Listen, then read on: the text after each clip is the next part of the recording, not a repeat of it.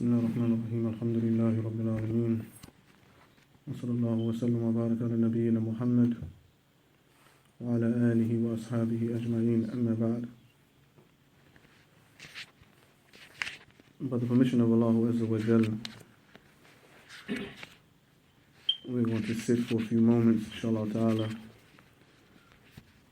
on Tuesday nights, Thursday nights, as well as tonight, Sunday nights, to read from a very short booklet that we hope, by the permission of Allah, that we can complete in a few weeks. And that is a booklet that was written by Sheikh Abdul Aziz ibn Muhammad ibn Abdullah al-Sadhan. He is one of the contemporary ulama and the sheikh of our time, of course, who resides now in the city of R.E.D.A. And this particular little booklet is a booklet which is entitled Min Akhlaaq Al-Anbiyaa, Min Akhlaaq Al-Anbiyaa, and we can translate that to say, if we will, a glimpse into some of the characteristics, the morals, the manners, and the behaviors of the prophets and messengers.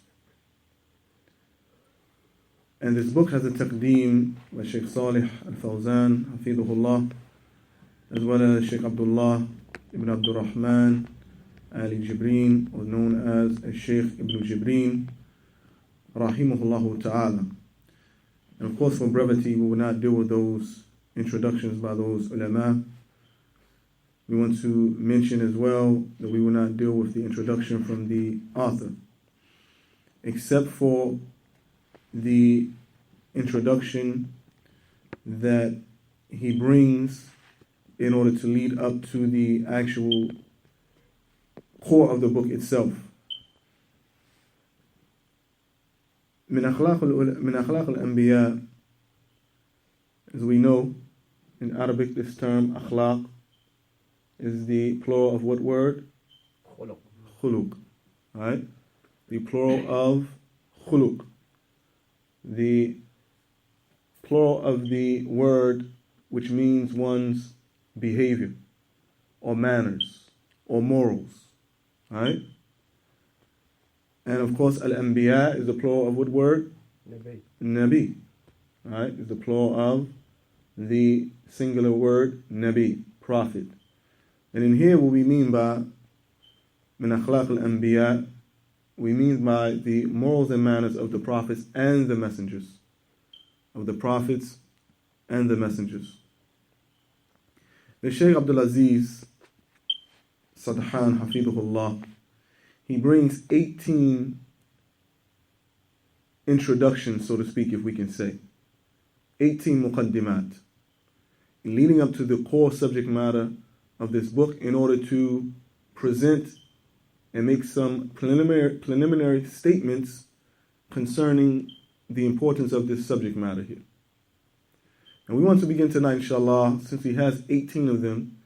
We want to try to cover these 18 at least in 3 sittings, and try to do at least 6 of them at a time. And they're very short. Even the abwab, the chapters of this book, they're short chapters. They're a very small book, as you can see. This book was actually given to me from one of our brothers in New York City, as this is a dars, this is a class from amongst the durus that one of our American, Hafidhullah, and it's very rare that we can say this of our brothers from the United States, in which I consider him to be of our mashaykh. And this individual, his name is Abu Muhammad Abdul Rauf Shakir. He is an elderly brother. He's not young. He has to be in his 60s. And he was one of the people who graduated from the University of Medina from the Kulliyat al-Hadith. And he was accepted in the University of Medina not as a young man, probably in his late 30s or early 40s. He completed the Shu'bah of the Arabic language, and he went on into the Kulliyatu of the Hadith, and then he had 2 sons that also graduated from Medina, was raised and grew up in Medina and graduated, and they now reside in New York City where they are originally from. And I had the privilege to be able to meet him this year for the first time, a few times, some months ago, on a few occasions. As a matter of fact, last year for the first time, or maybe the year before that, and then over the past few years, on a few occasions, I've had the ability to be in his company. Alhamdulillah, a very humble brother. And this class is not about him, but just bring the people to the attention that we do have people of khair in this country, in the East Coast, in different places in which many of the people don't know about. He teaches in a very small masjid. Very small. I mean, when I say small, that us being in it, those of us here now, would make it halfway full. It's a small masjid. And his dars on Friday nights, between Maghrib and Isha, and a little bit after Isha sometimes, it reminds you and you see what Allah Ta'ala has blessed him of knowledge, of maturity, of wisdom, and the students that sit with him, you can tell that they are people who are concerned about learning their religion, and they are sitting there, and the lesson reminds you of something that maybe we can see as close to looking at something from the people of the past. The Shaykh, he sits on the floor, the students are around, and everybody has a pen or pencil and paper, and they're taking notes. So this dars is a very popular for the students who really want to study, and they can't travel right now to study. There's someone right there that is teaching them in New York City, in Brooklyn. So this book was gifted to me when I went there last weekend to visit, to give the khutbah in Queens, and then visited them that night. And this book was given to me as a gift as they were doing this class here. And I really tremendously benefited from that one sitting, and I said, this is something that we have to do in Maryland, in Baltimore. This class here has to be something that is done not just in this small masjid in New York City, but it has to be, this particular lesson here has to be taught in another masjid. So I wanted to do this book. I wanted to complete this book, inshallah. It is a very beautiful book, a very beneficial book written, again, by Sheikh Abdul Aziz Ibn Muhammad Ibn Abdullah As-Sadhan. And Sheikh Muhammad, he has, in his lectures, has gone into detail about the Sheikh, but I just want to get into the book, inshallah ta'ala. And if anyone wants to return to that, they can actually check his website out, which is islamlecture.com. So Sheikh Abdul Aziz As-Sadhan, he begins this Al-Muqaddimat Al-Ula, the first preliminary statement, or first introductory statement to this text, and he says, أن من أسماء الله تعالى الحكيم والحكيم هو الذي يضع الأمور مواضعها. He says that from amongst the names of Allah Ta'ala is Al-Hakim. Al-Hakim is from the names of Allah Ta'ala. And he says Al-Hakim, the one who possesses this name, Al-Hakim, he is the one who يضع الأمور في مواضعها. He is the one who places things in their proper place. And this is also the ta'rif of hikmah. This is the definition of hikmah. Right? وضع الأشياء في مواضعها. This is hikmah. And this is why the opposite of hikmah is what? Dhulm. The opposite of hikmah is dhulm. Because dhulm is what? Placing things in their improper place. The opposite of wisdom is oppression, injustice, and wrongdoing. Because the Hakim is the one who puts things in their proper place. And the one who is a Zalim is the one that put things in their improper place. Alright? And this is why Allah Ta'ala says, إِنَّ الشِّرْكَ لَظُلْمٌ عَظِيمٌ. Because it's placing what? Ibadah in a place where it does not belong. Or giving it to someone or something where it does not belong. So he says, Al-Hakim, and I will be asking some questions sometimes, brothers. هو الذي يضع الأمور مواضعها. Al-Hakim, the wise one, is the one that places things in their proper place. Not the person that knows how to speak a lot and talks too much and sounds very good. It's not the wise person. طيب? He says, إن في البشر حكماء لكن حكمة البشر مهما بلغت يعتريها النقص والخلل. He said, and amongst the human being, there are wise men. There are people with wisdom. But the wisdom of the human being, no matter how far his wisdom reaches, no matter how far it reaches, it will always be exposed and subjected to what? Deficiency. Deficiency, the human being.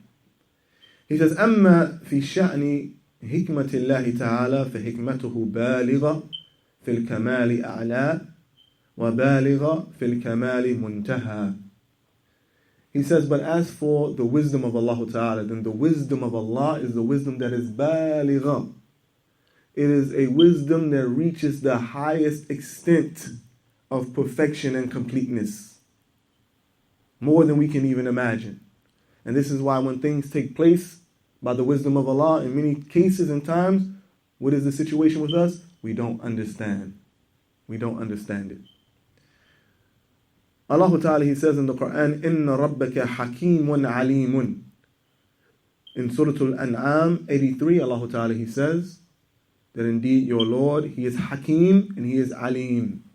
He is wise and He is the most knowledgeable. Allah Ta'ala, He says in Surah An-Nisa, Ayat 17, وَكَانَ اللَّهُ عَلِيمًا حَكِيمًا. He says that Allah Ta'ala, He is Alim, He is the most knowledgeable, and He is the most wise. Allah Ta'ala also says in Surah Al-Tahrim, وَهُوَ الْعَلِيمُ الْحَكِيمُ.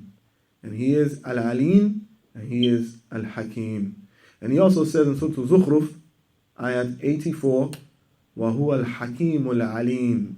And He is Al-Hakim, and He is Al-Alim. يخبر تعالى أو يخبر الله تعالى بذكر هذه الصفات له وهو عز وجل له الأسماء الحسنى وله الصفات الأولى. So Allah Ta'ala has informed us, and He has mentioned in these verses here that to Him belongs the most lofty descriptions and the most perfect and complete names and attributes. المقدمة الثانية, so المقدمة الأولى is dealing with what? Hikmah. And dealing with specifically the hikmah of who? Allah Ta'ala. And explaining to us the meaning of Al-Hakim. And that is putting something, putting things in their proper place. طيب. المقدمة الثانية من حكمة الله تعالى وعظيم صنعه في خلق الناس أن فاضل بينهم في الأنساب وخالف بينهم في الألسنة والألوان. And from the wisdom of Allah Ta'ala, secondly, and from the tremendous nature of what Allah Ta'ala has done in creating the creation or creating human beings, creating people, He has done what? He has, by way of the human beings themselves, He has made a distinction between them concerning some of them are more virtuous than others. Some of them have more virtue than others. And some of them, right, speak a different language than others. And then some have what? Different colors and complexions and nationalities than others. This is also from the tremendous wisdom of Allah Ta'ala and the way He created His creation. Specifically here we're talking about mankind and the human being. Tayyib. Allah Ta'ala, He says, وَمِنْ آيَاتِهِ خَلْقُ السَّمَاوَاتِ وَالْأَرْضِ واختلاف ألسنتكم وألوانكم إن في ذلك لآيات للعالمين. In Surah Al-Rum, ayat 22, Allah Ta'ala, He says what? And from amongst His signs, His ayat, is the creation of the heavens and the earth, and the differences in the languages and the complexions or colors or nationalities of the people. Right? We're sitting here amongst us, and we have what? Our brothers from Ethiopia, right? Our brothers from Misr, Egypt, our brothers from Sham, Syria specifically, our brother here from East Africa, Kareem, from Tanzania. Right, Kareem?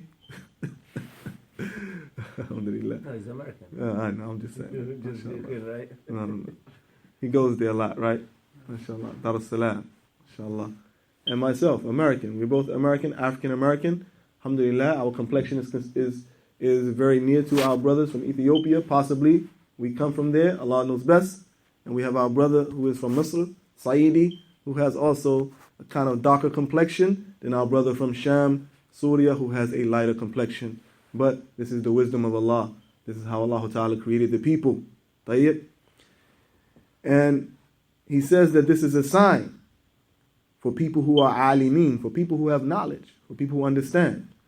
فَالنَّاسِ فِيهِمْ الرَّئِيسُ وَالْمَرْؤُوسُ وَفِيهِمْ الْغَنِي وَالْفَقِيرُ وَفِيهِمْ الْعَجَمِي وَالْعَرَبِي وَفِيهِمْ الْفَاضِلُ وَالْمَفْضُولُ. So the Shaykh, he says, from amongst the people, there are those who are what? Leaders. Those who are what? In positions over top of others.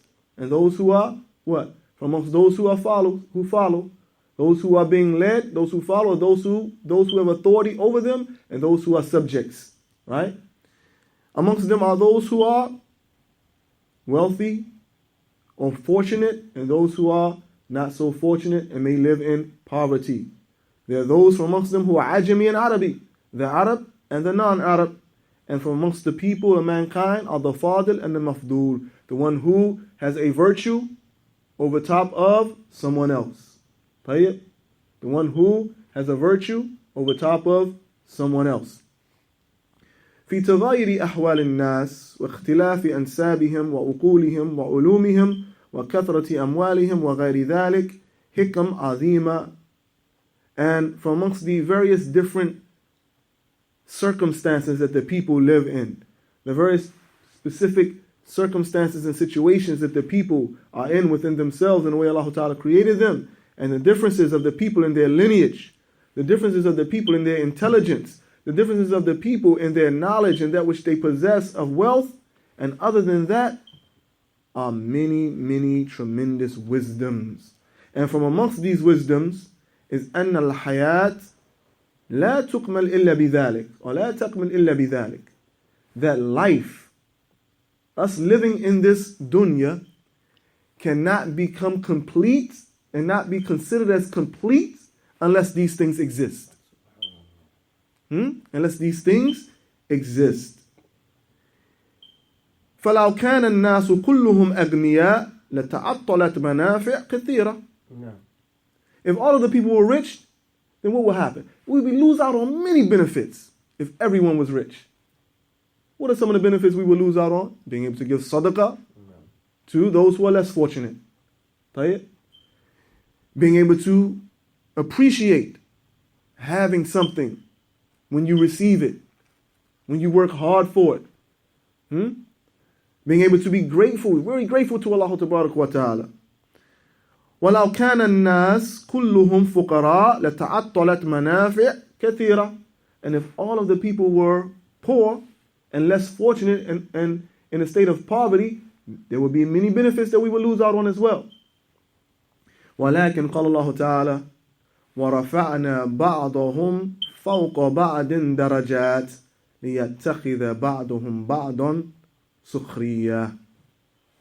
Allah Ta'ala, He says, but we have elevated and we have given position and status of some of you over others in order that you may do what? You may utilize one another at your service. For some people are what? Masters, and some people are what? Servants. Some people are what? The employer, and some people are what? The employee. And this is the way Allah Ta'ala, the wisdom. And everyone can't be the employer, there has to be employees. Right? Everyone can't be a master, there has to be servants. This is the way Allah Ta'ala created out of His wisdom and established His creation from amongst mankind. And some of the people look at this, and this is their ideology. Those who don't believe in any deen, communism and socialism, and all of these things, their ideology is what? All of the people should be what? On the same level. This is what they believe. All of the people should be on the same level. طيب? So they don't want the rich to be rich. No, you can't be rich. Right? You can't be rich. Everyone has to be on the same level. وهو الذي خلقكم فمنكم كافر ومنكم مؤمن والله بما تعملون بصير. And look at this. He is the one who created you. From amongst you there are those who are disbelievers. And from amongst you there are those who are believers. Right? It would be no benefit if everyone was a believer. If everyone was a believer, right? It would be no benefit. And this is a very tremendous thing even for us to understand. If everyone was a believer, how could we get that tremendous reward of being du'at? If everyone was a believer, even where you are, how would you be able to call and invite and get the reward of bringing someone into the deen of al-Islam by your invitation? طيب? فأنت إذا قلبت الطرف في أحوال الناس على اختلاف أعصارهم وتباعد أقطارهم واختلاف ألسنتهم وألوانهم رأيت فروقا كثيرا غني وفقير سليم وعليل رئيس ومرؤوس مؤمن وكافر وهلم وجرة. If you were to look at the conditions of the people in the differences of the actual eras and the actual generations and the actual times and actual ages and actual levels of every single thing and the ways that people they live in distances, places from one another, not all together. The differences in the languages of the people, the differences in the nationalities and the colors, the skin complexions of the people, then you will see a tremendous difference. You will see the rich and the poor. You will see the sick and the healthy. You will see those who are in leadership positions and those who are from the regular citizens. And you will see the believer and you will see the non-believer and so forth and so on. I said we're going to do 6 inshallah ta'ala because of the introduction. We're going to do 3 tonight, bismillah azza wa jal. And we'll stop here. Remember that we discussed the meaning of Al-Hakim. We discussed the wisdom of Allah Ta'ala in dealing with the way that He created everything. And we discussed what? The various differences of the creation, specifically here, humankind, the human being and humanity, and how they differ from one another, and how there are tremendous benefits, right? Tremendous benefits and not shortcomings or not deficiencies in these differences. So a person can't blame another person. This is from the wisdom of Allah and the qadr of Allah. Because you're dark skinned and I'm light skinned, or you're light skinned and I'm dark skinned, and you're Arab and I'm non-Arab, and you're Asian and I'm African. La. Allah Ta'ala made His creation, made the human beings like this for a tremendous wisdom that we will never understand. But He has also showed us signs to allow us to reflect and see and to understand and gain benefit from these things. Leading up to this, if we understand what's going on here, we're talking about the akhlaq of the Anbiyaa. And we're speaking about the Anbiyaa. So now the point of the Sheikh mentioning these introductions, as we will continue to discuss them, but I just want to give you a heads up, is to understand that there are a type of human being from amongst the Rijal only that Allah Ta'ala by His wisdom chose. Whether they've been from the Arab or the non-Arab. Right? That He chose to be what? To be men that received the revelation from Him. And He chose them out of His wisdom. From whatever background they were from, whatever lineage they were from, whatever nationality that they were from, and the fact that they were men, not women.